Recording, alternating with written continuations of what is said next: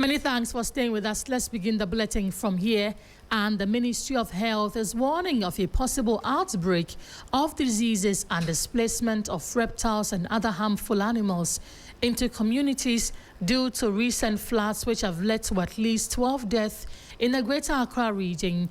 A press release from the ministry says the Minister for Health, Kwabena Kando, has undertaken field assessment in the affected areas, including Circle VIP, Neoplan Station and Achimota Aloboshi community, to evaluate conditions on the ground, facilitate the rapid deployment of appropriate interventions. The minister has directed the Ghana Health Service to intensify these surveillance, scale up risk communication, and strengthen community-level interventions in all affected districts. Health workers have also been urged to deepen public education on preventive practices with support from the media, traditional and religious authorities, and educational institutions. The ministry further calls on the metropolitan, municipal, and district assemblies to collaborate closely with health authorities to enforce environmental sanitation measures and reduce public health risk. Food vendors are required to comply strictly with food hygiene standards. The public is therefore advised to clear drains, remove stagnant water, and maintain clean surroundings. Residents are also urged to exercise caution as flooding may displace reptiles and other harmful animals into communities. The ministry has assured the public that the situation is under control and that all necessary measures are being taken to safeguard public health. The Health Minister, Kwabena, has been speaking. Let's listen to him.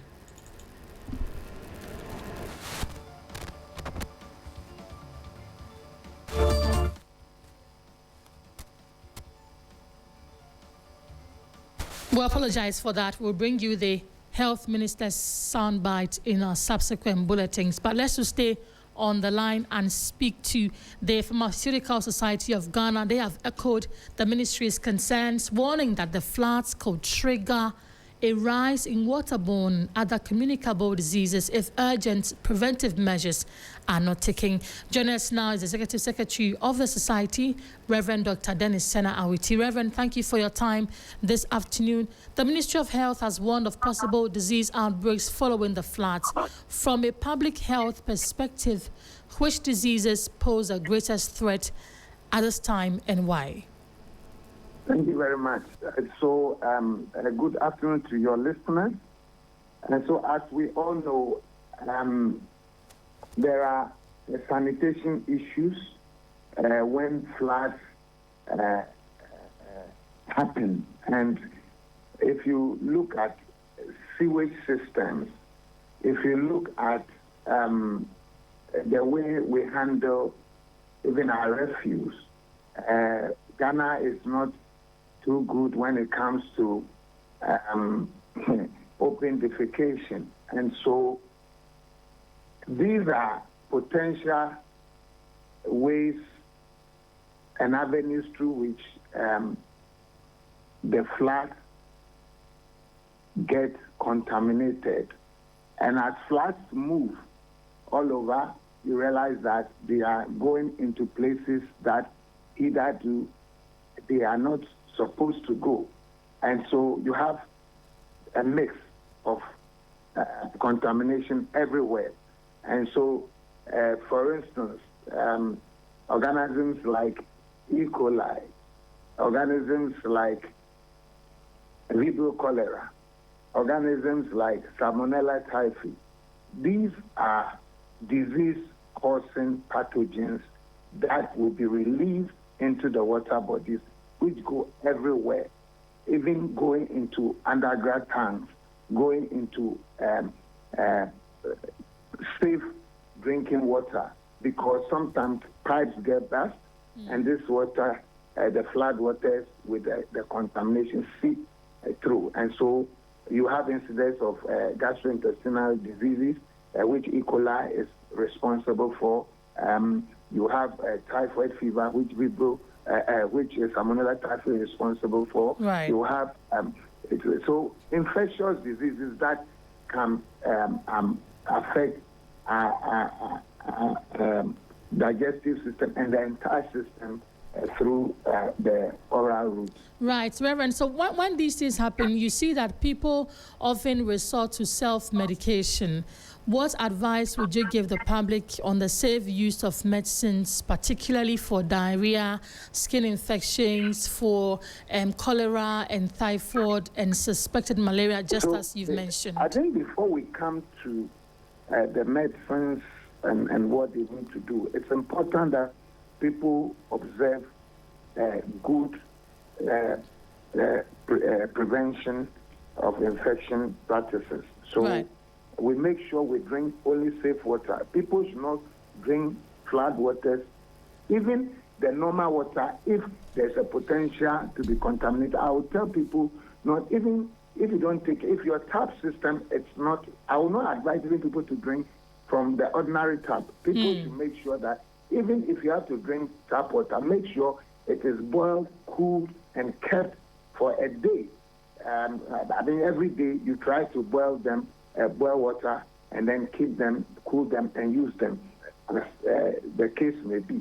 I will advise that fresh vegetables that are used at home, people should make sure they are properly washed, cleaned, and of course the water, there's a potential for water to be contaminated. So if you can get vinegar to wash these vegetables before you consume them, that will be fine. Let's make sure that when we go out and come home, we clean our hands under running water with soap and water properly. Because once you go out, you'll be touching surfaces. You'll be shaking people. You don't know where they went. You'll be handling things.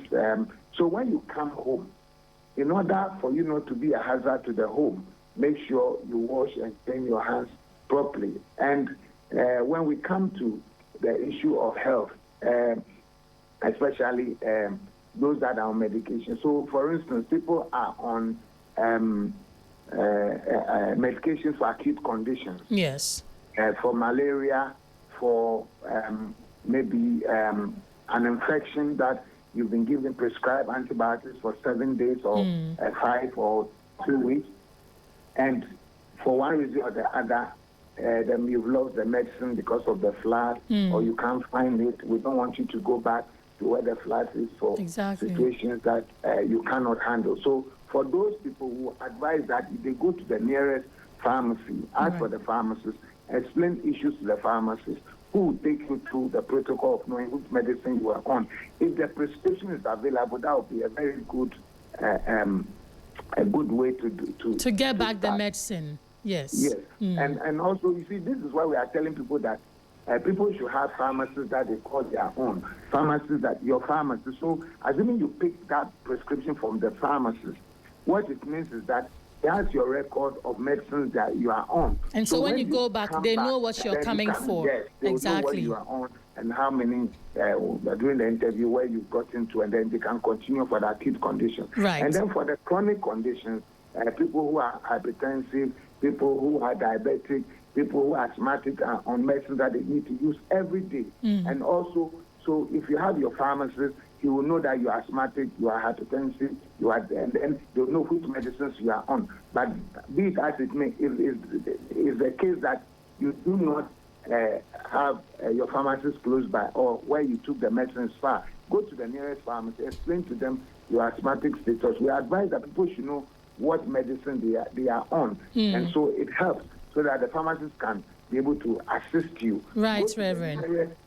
Health facility, and then let them know that you are a chronically ill patient, because at this time, if you go off your medication, the potential for the situation a relapse is heightened. Reverend, thank you so much for talking to us. You've been engaging Reverend Sena Awiti. He is the Executive Secretary of the Pharmaceutical Society of Ghana. But still staying on flood and health issues, health advocates that focus on Sickle Cell Foundation is raising alarm over what they describe as a surge in distress calls from people living with sickle cell disease since the onset of the rainy season. In a statement, the group notes that the cold weather has led to an increase in painful sickle cell crisis, infections, and other complications, resulting in more hospital hospital visits and placing many families under emotional and financial pressure.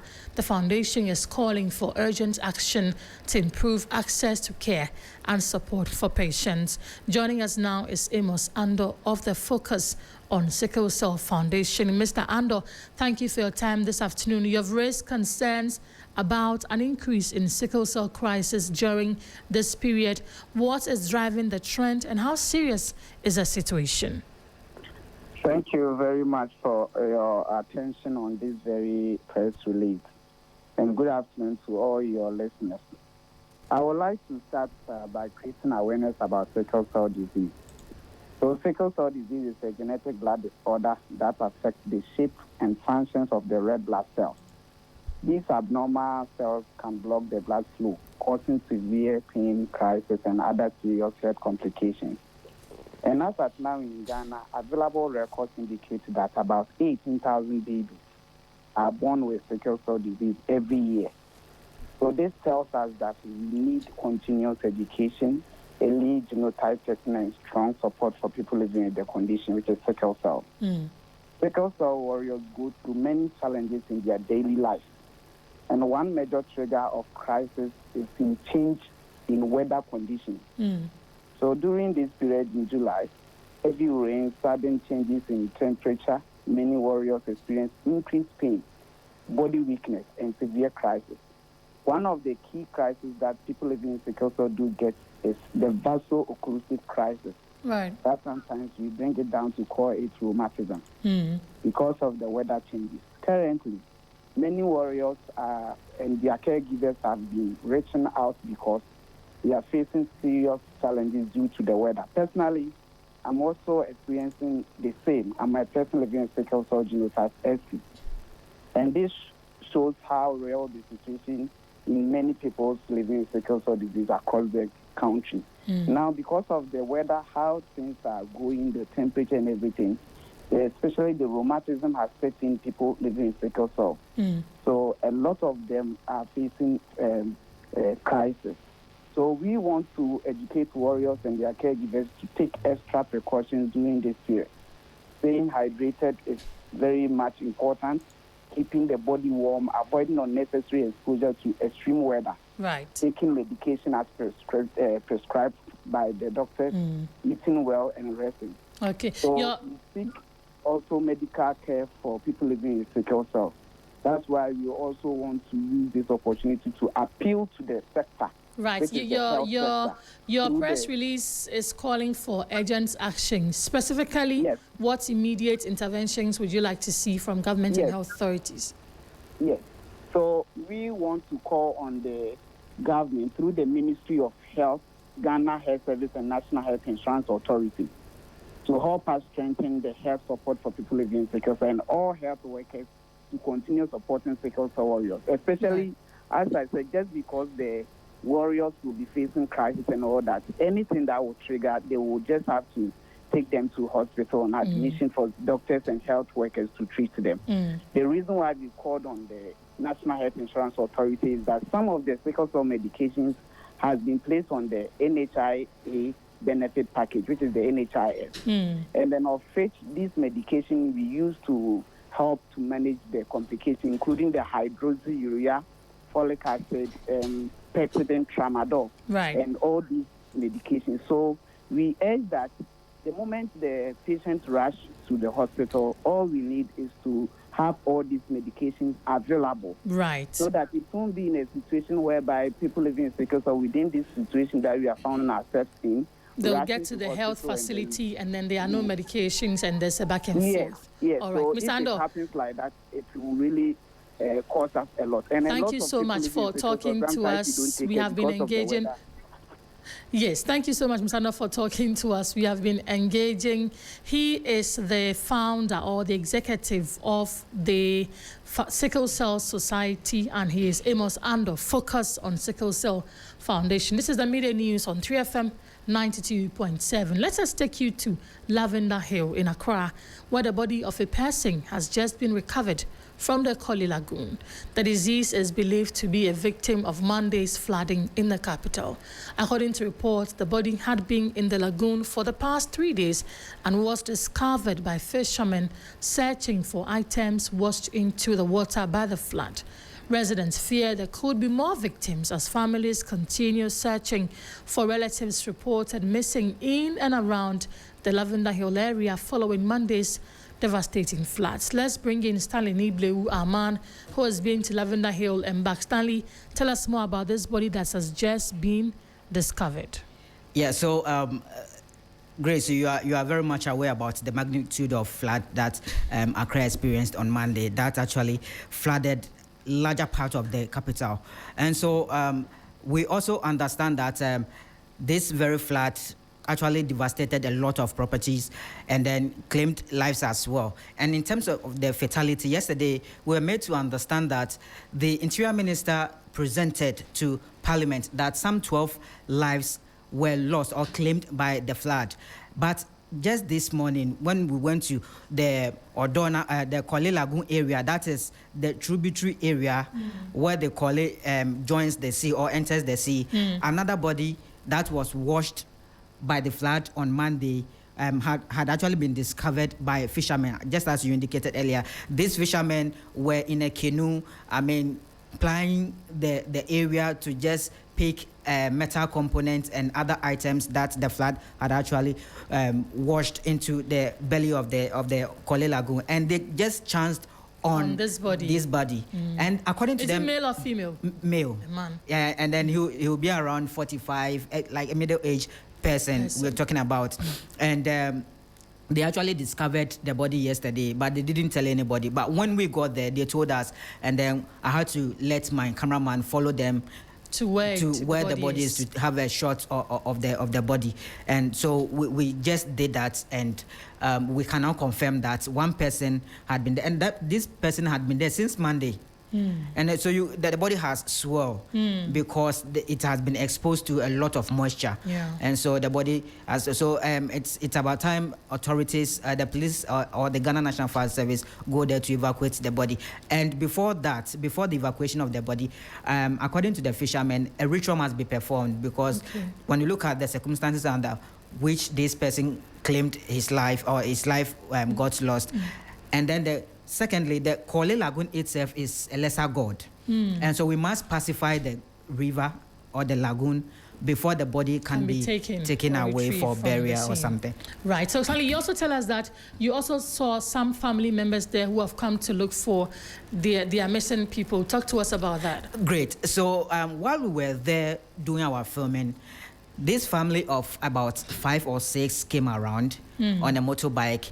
Actually, they've been combing joints from one place to the other, trying to look for their missing brother. According to them, on Monday, during the rains, there were 3 in number seeking refuge in a container, a metallic container shop. And the first one of them said, okay, when he observes the intensity of the rain, he actually asked them to leave the container, but 2 of them refused to leave because they said, oh, the water will not get, it's not that much serious. So they didn't pay heed to. Yes. And so that very person left them. And the 2, eventually, the magnitude or the volume of water that came subsequently was heavy or powerful enough to wash both the container shop and the contents, the 2 of them, all away. So now the families are looking for their member, which is the brother and the friend. They've not been able to stay. Yes. So currently that's the situation, and according to them, they've also lodged complaints with the Ghana Police Service, and so they're also appealing to Ghanaians to probably those who are living along the drain channel. And what areas should notify them? Yeah, should notify them when anything of the sort. Setting. You spoke to one of them. Let's listen to him. Sure. Ebo.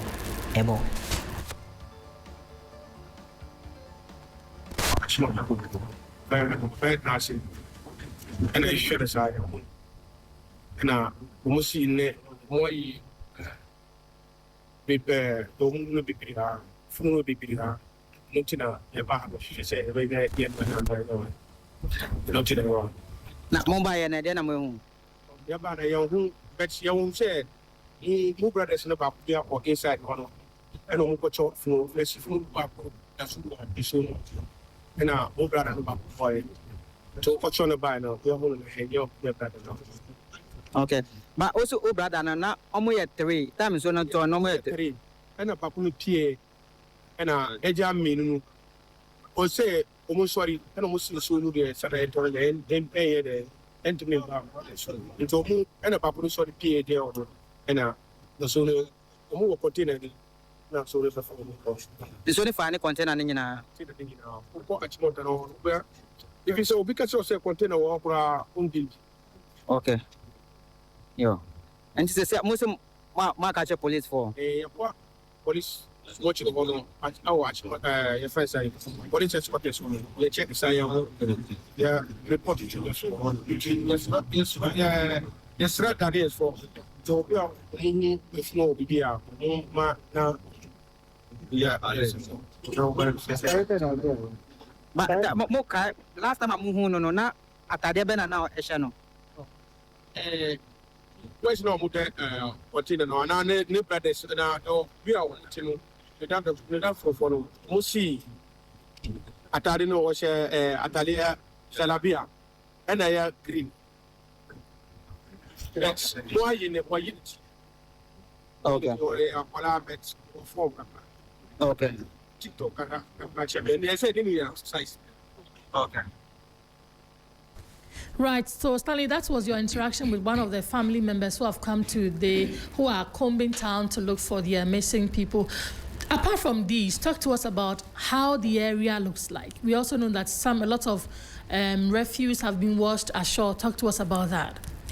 So, just as I indicated earlier, these rains actually wreaked havoc in Accra. And as part of the wreckage, it's carried away a lot of debris into the ocean. That is the Atlantic Ocean, or the better still, the Gulf of Guinea.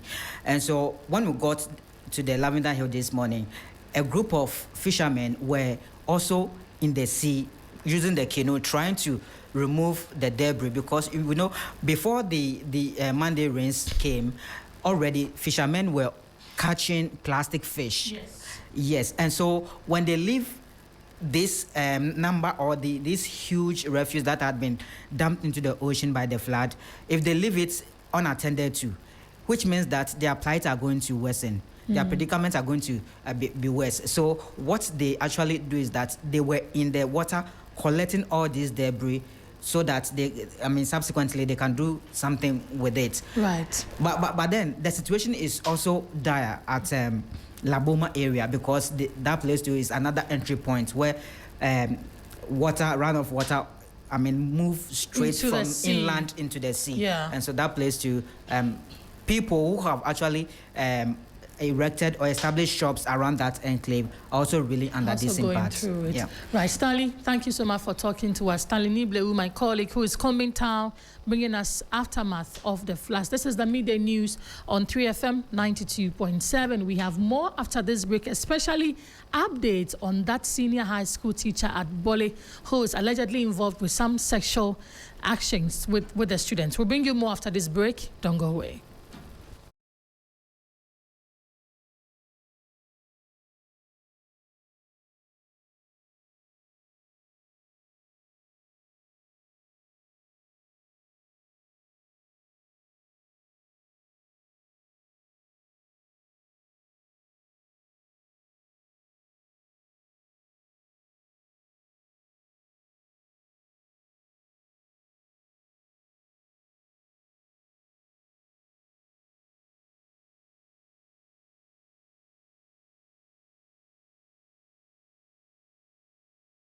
3FM 92.7. Before we bring you that story, Adama West Africa Limited, your #1 crop production company, has a following range of pesticides that effectively controls insects, diseases, and weed in your crops. Master Crop 66 SC Adama West Africa has just released the ultimate shield for your mangoes, pineapple, and vegetable crops. Master Crop 66 SC.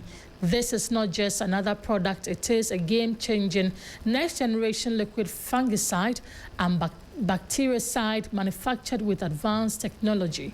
Master Crop 66 SC delivers maximum disease control, keeping your crop healthy and leaving absolutely zero stains on your beautiful fruits. Master Crop 66 SC is also recommended for organic farming. Protect your investment, maximize your yield, and keep your harvests bountiful with Master Crop 66 SC.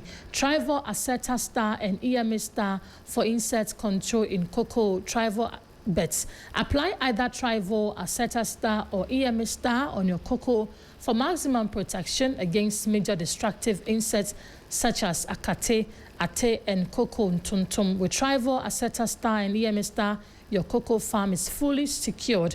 Do not mix these products together. Apply them separately at monthly intervals. Alternatively, Mazin 30 OD to control young grasses and broadleaf weeds in your maize farm. Use Maize 30 OD. Just one-time application of Mazin 3 OD keeps your maize farm clean till harvest. We'll bring you more on that, but this is the midday news on 3FM 92.7. Let me take you to Bole and bring you that story where the Ghana Education Service, through the Controller and Accountant General's Department, has suspended the salary of the teacher at the center of an alleged sexual relationship with a student at Bole Senior High School. The GS says the teacher has absconded and is currently being pursued by the Ghana Police Service. Director General of the Ghana Education Service, Professor Ernest Kofi Davis, disclosed this while addressing a news conference in Accra. Beyond the condemnation, we immediately interdicted the staff because it's a serious matter. We asked police to cause his arrest. Our understanding is that he has absconded, so we have proceeded to stop his salary. Yesterday, his salary was stopped, and we are depending on the police to apprehend him so that we take him through the process. We want to pursue legal action against the staff involved and also take him through our established processes, the code of conduct, so that at the end of the day, we apply the rules as stipulated in our code of conduct. That was the Director General of the Ghana Education Service, Professor Ernest Kofi Davis, disclosing the latest on that teacher in the Bole alleged sex scandal. That will be it for the midday news on 3FM 92.7. It came to you live from our studios here at Adesawe Kanda, Accra. My name is Grace Hammoah Agyemang. You can log on to 3news.com and get some more stories. Up next is Business Daily with Michael Ogbedu and the team. Good afternoon.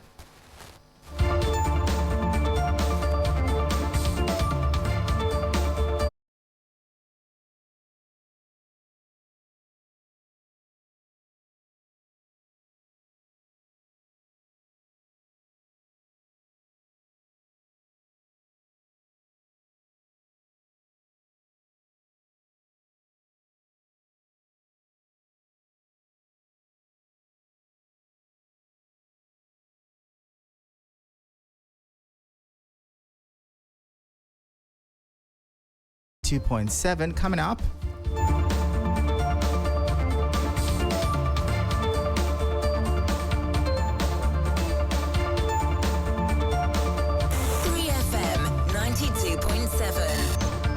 Lifestyle radio station.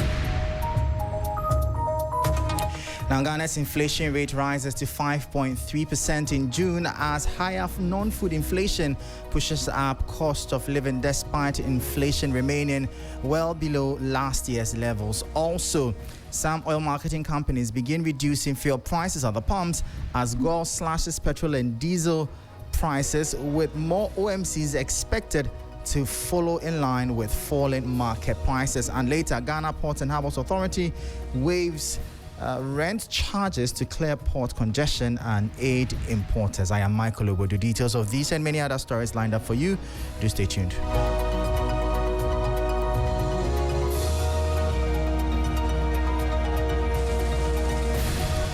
And thank you so much for your time. Straight into our top story. Ghana's year-on-year inflation rate is increased to 5.3% in June 2026, up from 3.7% in May, mainly due to rising non-food prices. Although the latest figure represents the first notable increase in recent months, it remains far below the 13.7% recorded in June last year, reflecting continued easing of inflationary pressures over the past 12 months. Government statistician Dr. Alhassan Idrisu says non-food items were the biggest contributors to the increase in inflation. Ghana's year-on-year inflation rate stood at 5.3%. This represents an increase of 1.6 percentage points from the 3.7% recorded in May 2026. At first glance, this increase may appear worrying. However, the broader picture tells a more balanced story. Compared with June 2025, when inflation stood at 13.7%, inflation has reduced by 8.4 percentage points. In other words, although year-on-year inflation increased compared with last month, price pressures remain substantially lower than they were 1 year ago. The consumer price indexes have increased from 257.3 in June 2025 to 270.9 in June 2026, reflecting the 5.3% overall increase in consumer prices over the 12-month period.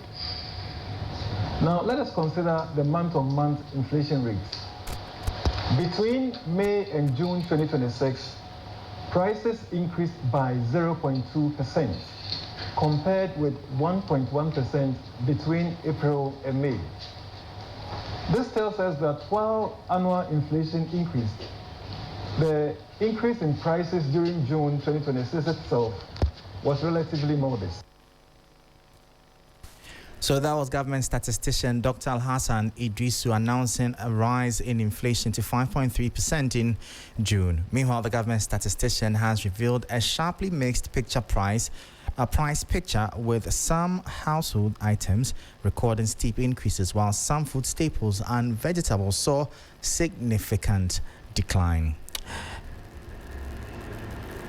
Now let's bring you more stories now. Some oil marketing companies have begun reducing fuel prices at the pumps in line with industry projections.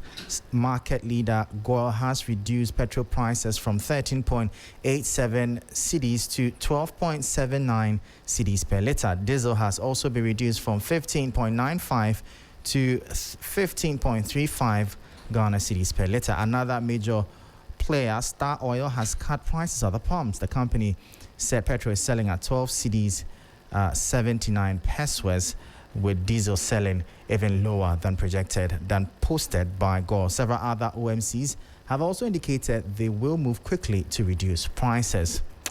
Now, still on the sector, and the Minister for Energy and Green Transition, Dr. John Jinapor, has announced a major strategic intervention by the government to completely assume the legacy debt of the Tema Oil Refinery toll. This decisive move is aimed at clearing the refinery's severely burdened balance sheet, ultimately positioning the state-owned asset to independently secure the critical capital required from the open market. For years, toll's operations have been heavily crippled by mounting financial liabilities and structural bottlenecks, leaving the vital infrastructure largely dormant. One of the key challenges has to do with your liabilities. It makes your balance sheet impaired. And when your balance sheet is impaired, it's difficult to raise financing. And as if the Minister of Finance knew what was happening, he's asked me to get one of the audit companies, PwC or any of those companies, to do a comprehensive assessment of all the energy sector agencies. Because we are seeing a lot of improvement, but your balance sheet is a hindrance. So what he wants to do is to look at the debt, particularly arising from the government side, so that we can ring fence it, take it off your balance sheet, and then give you a healthy balance sheet. And with a healthy balance sheet, then you can go to the market and raise finance. And now, because of the state of the economy, the cost of borrowing is very, very low. banks are now doing like 12%, so 10% of the reference mark plus a 2% or 3% margin. In the past, it used to be around 30%. I mean, there's no way you can borrow 30% and survive. And given the current economic condition, I'm sure that with the right support, you will make it. So that was the Minister for Energy and Green Transition, Dr. John Jinapor, hinting of government's move to absorb thermal oil refineries' legacy debt to spur financial recovery. Now, away from that, the Ghana Ports and Harbours Authority has announced a temporary waiver on cargo rent charges to ease financial pressure on importers and speed up the clearance of stranded goods. Aimed at reducing congestion and lowering logistics costs, the intervention encourages businesses to quickly evaluate long-standing consignments.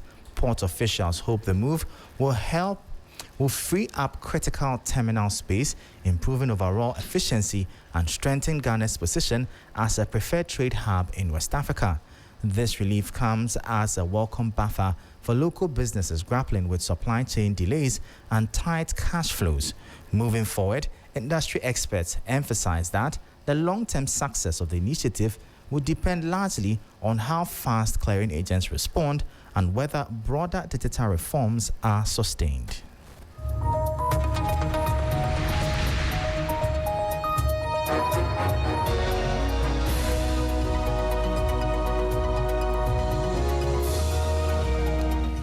And on that note, that's how we end today's edition of Business Daily here on 3FM 92.7. For more stories, kindly check out our website. It's 3news.com/business. I am Michael Obodu. Thank you for tuning in. As always, please stay safe.